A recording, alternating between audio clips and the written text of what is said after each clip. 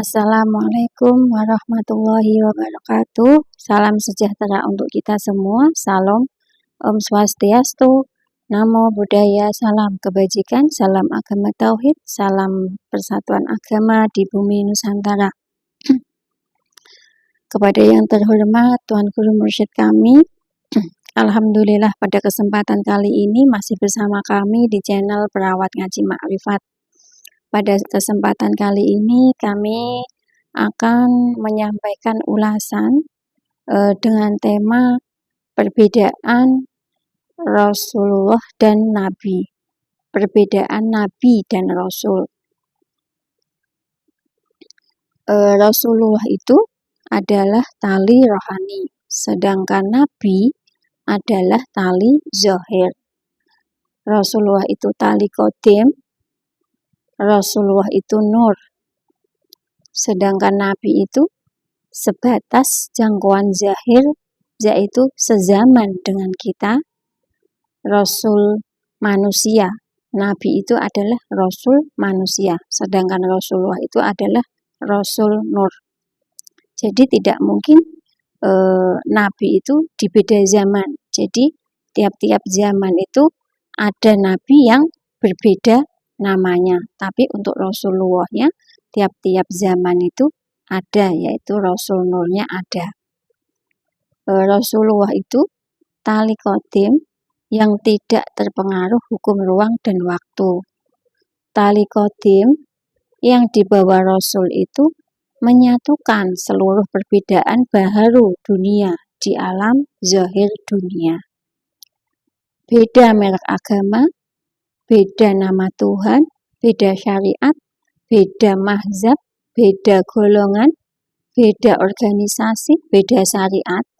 Semua yang beda di alam baharu disatukan melalui tali wasilah, tali qadim yang dibawa oleh Rasul.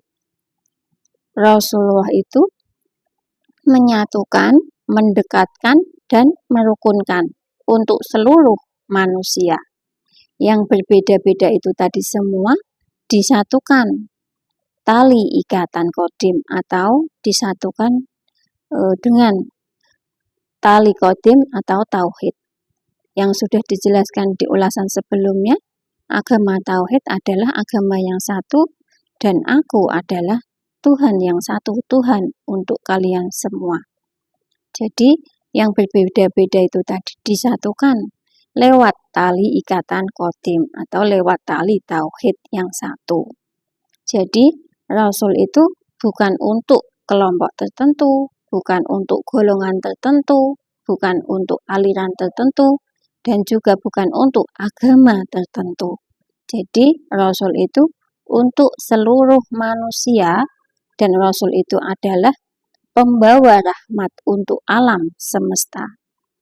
Seperti misal Nabi Muhammad itu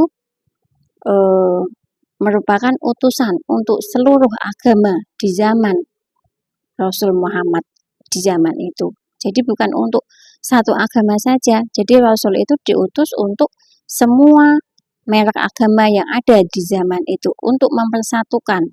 Zaman Isa juga sama. Zaman Rasul Musa juga sama. Beliau diutus di dunia adalah untuk mempersatukan agama yang tauhid, yaitu agama yang lewat tali qadimnya. Namun di zaman itu juga, bahkan mungkin sama di zaman kita sekarang ini, yang ikut, yang tahu, yang ikut hanya sebagian saja. Dan yang ikut itu yang bisa disebut dengan yang beriman. Jadi di dalam Al-Quran itu banyak sekali disebut ya, wahai orang-orang yang beriman. Jadi kembali lagi ke surat Ad-Jin, kita diciptakan di dunia kecuali tidak lain hanyalah untuk beribadah. Dan yang bisa beribadah adalah orang-orang yang beriman.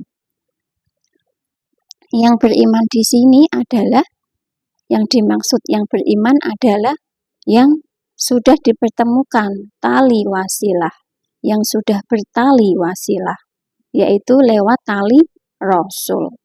kembali lewat tali Rasul, yaitu atiullah wa atiur Rasul wa ulil amri minkum. Dalam Quran surat An-Nisa sudah dijelaskan. Jadi tali Rasul ini harus ditemukan yang sezaman dengan zahir kita, yang minkum harus terjangkau di zahir kita, karena beliau adalah yang dikuasakan memimpin kita di zaman kita sendiri oleh Allah. Maka juga sudah dijelaskan, laqad ja'akum rasulun min anfusikum, telah diutus utusan di zamanmu sendiri. Nah, itulah pembawa tali wasilah. Cuman di zaman kita tidak disebut rasul, tapi disebut dengan waliyah mursyidah, yaitu guru rohani yang memiliki sanad waris yang mursyid. Jadi Nabi itu tali zahir yang sedimensi, yang terjangkau. Sama di zaman kita, guru rohani yang kita bisa terjangkau dengan tali zahirnya, sehingga kita bisa satu frekuensi, satu dimensi. Jadi tidak mungkin kita bertali zahir di tahun 1500 yang lalu. Kita bertali zahir dengan Nabi Muhammad itu. Nabi Muhammad itu di zamannya beliau sendiri. Sedang di zaman kita ada yaitu yang waliyah mursyidah di zaman kita sendiri, sehingga kita bisa satu dimensi, satu frekuensi. Jadi Allah itu dibaliknya Rasul, dan Rasul itu dibaliknya ulil amri minkum di zaman kita. Nah, dari Trinitas itu tadi jangan sampai kita salah memahami dan mengartikan. Jika kita tidak memahami dengan benar, maka akan timbullah tiga keyakinan yang tidak benar. Yang pertama adalah manusia akan menyembah manusia. Yang kedua, menganggap tali nur Rasul manusia itu wafat, padahal yang wafat adalah Nabi Muhammad bin Abdullah, sedangkan Rasulullahnya itu tetap ada, soalnya qadim, kekal, dan tetap ada di zaman kita sendiri ini. Yang ketiga, menganggap berhubungan dengan Tuhan bisa dengan kekuatan sendiri, bisa dengan kemampuan sendiri, tanpa melewati wasilah yang Allah, Rasul, ulil amri minkum. Itu tidak akan mungkin kita bisa.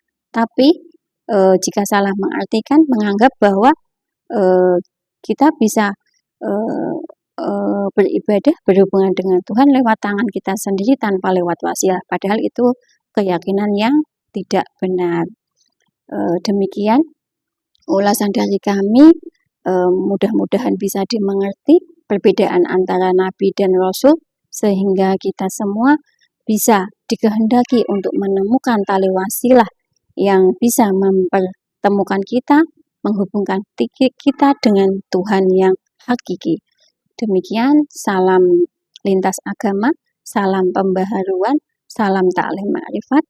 Ini adalah praktek metodologi Qadim Thariqah Naksabandiyah Khalidiyah Nusantara. Ilahi anta maksudi waridhoka matlubi. Wassalamualaikum warahmatullahi wabarakatuh.